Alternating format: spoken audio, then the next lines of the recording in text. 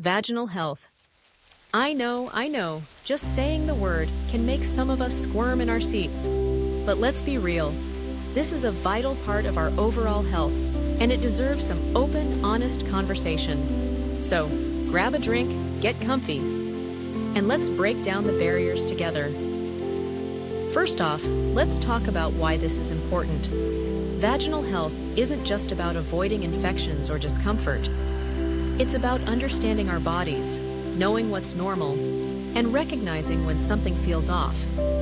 It affects everything from our physical well-being to our mental health and self-esteem. So, if we can't talk about it, how are we supposed to take care of ourselves properly? Now I get it.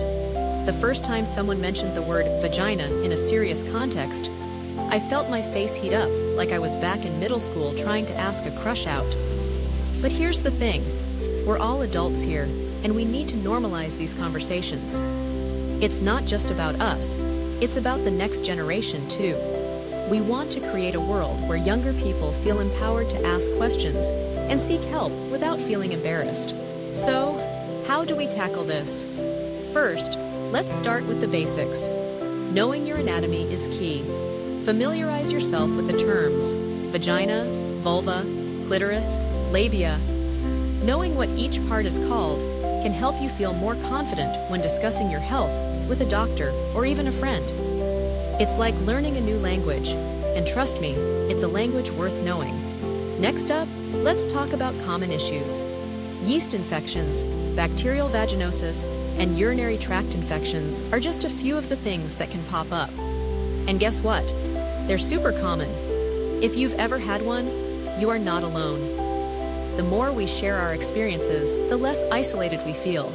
So if you find yourself in a conversation with friends, don't shy away from mentioning your experiences.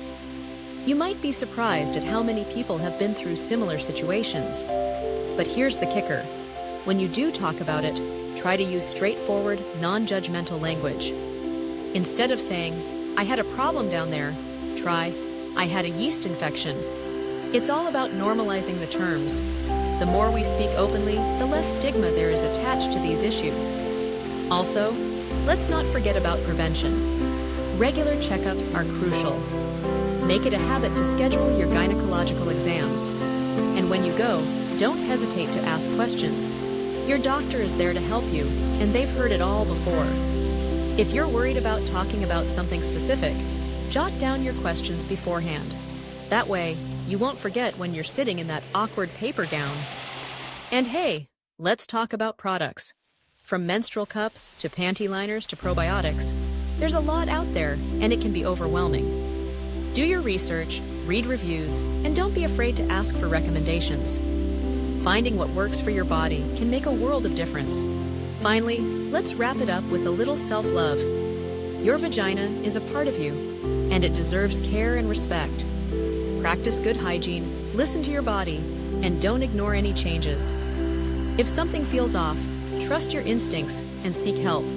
So the next time you feel that blush creeping up when talking about vaginal health, remember, you're not alone, and you're doing this for yourself and your well-being. Let's keep the conversation going, break down the stigma, and empower each other to take charge of our health. Thanks for tuning in, and let's keep chatting.